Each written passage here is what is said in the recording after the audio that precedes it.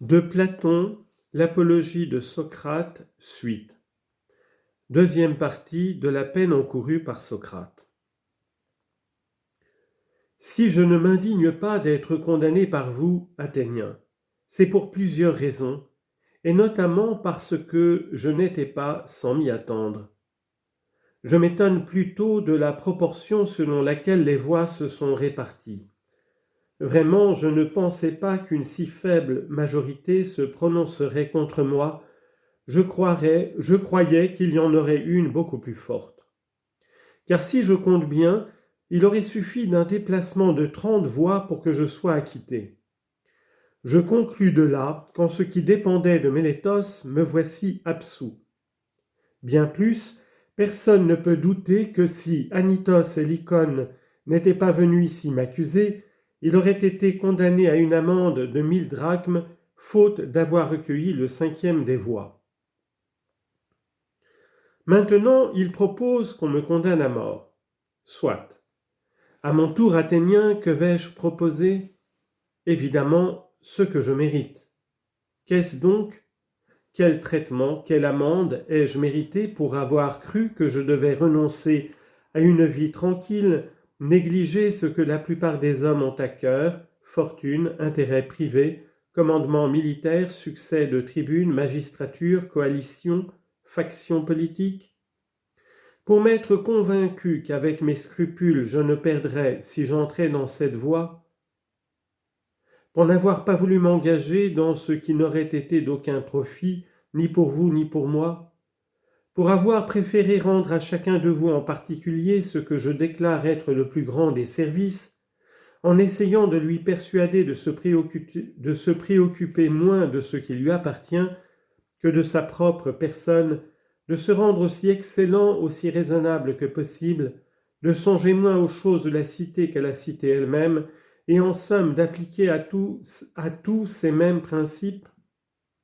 Qu'ai-je mérité, je le demande, pour m'être ainsi conduit ? Je méritais un bon traitement athénien si nous voulons être justes, et sans doute un traitement qui me soit approprié. Qu'y a-t-il donc d'approprié à un bienfaiteur pauvre qui a besoin de loisirs pour vous exhorter ? Rien ne conviendrait à un tel homme athénien comme d'être nourri dans le Prytanée.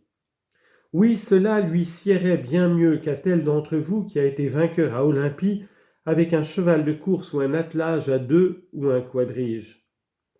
Un tel vainqueur vous procure une satisfaction d'apparence. Moi, je vous en apporte une qui est réelle. De plus, il n'a pas besoin, lui, qu'on le nourrisse, moi, j'en ai besoin. Si donc vous voulez me traiter justement et selon mon mérite, c'est là ce que je vous propose, de me nourrir au Prytanée. Peut-être penserez-vous que ce langage, comme celui que je tenais à l'instant au sujet des larmes et des supplications, est une bravade. Non, Athéniens, en aucune façon. Voici ce qui en est. Je suis convaincu que je ne fais de tort à personne volontairement. Seulement, je ne réussis pas à vous en convaincre. Nous avons eu trop peu de temps pour nous expliquer.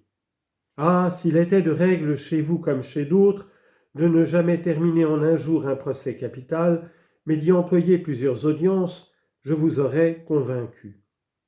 Ici, en si peu de temps, comment dissiper de si puissantes calomnies ? Certain donc que je ne fais de tort à personne, je ne veux pas tant s'en faut m'en faire à moi-même. Je ne déclarerai donc pas qu'il est juste qu'on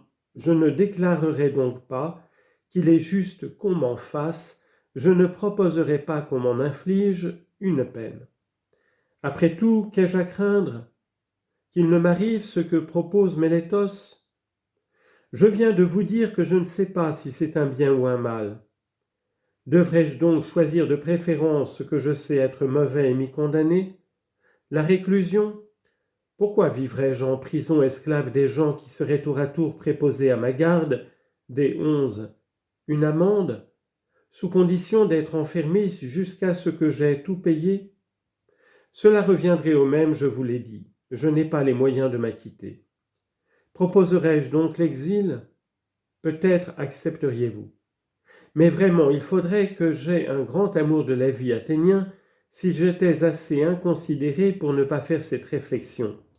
Vous qui êtes mes concitoyens, vous n'avez pas pu supporter mes entretiens ni mes propos.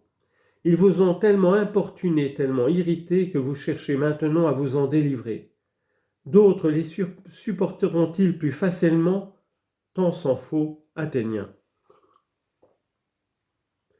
Quelle vie honorable pour un homme de mon âge que de quitter mon pays, de passer sans cesse d'une ville dans une autre et d'être chassé de partout. Car j'en suis bien sûr, en quelque lieu que j'aille, les jeunes gens viendront m'écouter, tout comme ici. Si je les éloigne, ce seront eux qui me chasseront, en persuadant leurs concitoyens plus âgés. Et si je ne les éloigne pas, ce seront leurs pères et leurs proches à cause d'eux. On me dira peut-être, quoi, Socrate, ne peux-tu donc nous débarrasser de ta présence et vivre tranquille sans discourir? Voilà justement ce qu'il me serait le plus difficile de faire comprendre à quelques-uns d'entre vous. Si je vous dis que ce serait désobéir aux dieux et que par conséquent je ne peux pas m'abstenir, vous ne me croirez pas, vous penserez que je parle ironiquement. Et si je dis d'autre part que c'est peut-être le plus grand des biens pour un homme que de s'entretenir tous les jours, soit de la vertu, soit des autres sujets dont vous m'entendez parler, lorsque j'examine les autres et moi-même, et si j'ajoute qu'une vie sans examen ne mérite pas d'être vécue, vous me croiriez bien moins encore. Pourtant, juge, c'est la vérité. Seulement, il n'est pas facile de vous la faire admettre. De mon côté, je n'ai pas l'habitude de me juger digne d'une peine quelconque.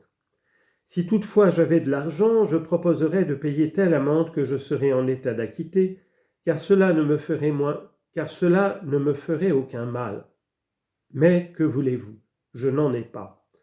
À moins cependant qu'il ne vous convienne de mesurer l'amende à mes moyens. Peut-être bien pourrais-je payer une mine d'argent. Soit une mine. Voilà donc ce que je propose. Ah, Platon ici présent, Athénien, et avec lui Criton et Critobule, ainsi qu'Apollodore me pressent de vous proposer 30 mines et de vous offrir leur caution. Eh bien, je vous propose cette somme. Vous aurez en eux des garants dignes de toute confiance.